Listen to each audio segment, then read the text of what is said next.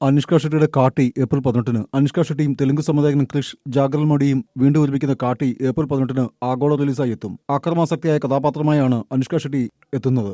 UV creations അവതരിപ്പിക്കുന്ന ചിത്രം നിർമ്മിക്കുന്നത് രാജീവ് റെഡ്ഡിയും സായിബാബു ജാഗർമോഡിയും ചേർന്നാണ്. ബ്ലോക്ക് ബസ്റ്റർ ഹിറ്റായ വേദത്തിന് ശേഷം അനുഷ്കയും ക്രിഷും ഒന്നിക്കുന്ന ചിത്രം UV ക്രിയേഷൻസിന്റെ ബാനറിൽ അനുഷ്ക അഭിനയിക്കുന്ന 4ാമത്തെ ചിത്രം കൂടിയാണ്.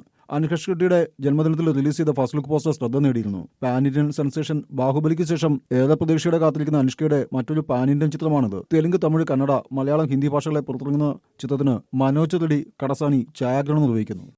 രേഖാചിത്രം ട്രെയിലർ റിലീസ് ചെയ്ത് മമ്മൂട്ടി. ആസിഫ് അലിയെ നായകനാക്കി ജോഫിൻ ചാക്കോ സംവിധാനം ചെയ്യുന്ന രേഖാചിത്രം എന്ന ചിത്രത്തിന്റെ ട്രെയിലർ മെഗാസ്റ്റാർ മമ്മൂട്ടിയുടെ സോഷ്യൽ മീഡിയ ഹാൻഡിലൂടെ പ്രേക്ഷകർക്ക് മുന്നിലെത്തി. പോലീസ് ഓഫീസറുടെ വേഷത്തിൽ ആസിഫ് അലി എന്ന ചിത്രം ഒരു അന്വേഷണത്തെ ചുറ്റിപ്പറ്റി ഉള്ള കഥാതന്തുവാണെന്നാണ് സൂചന.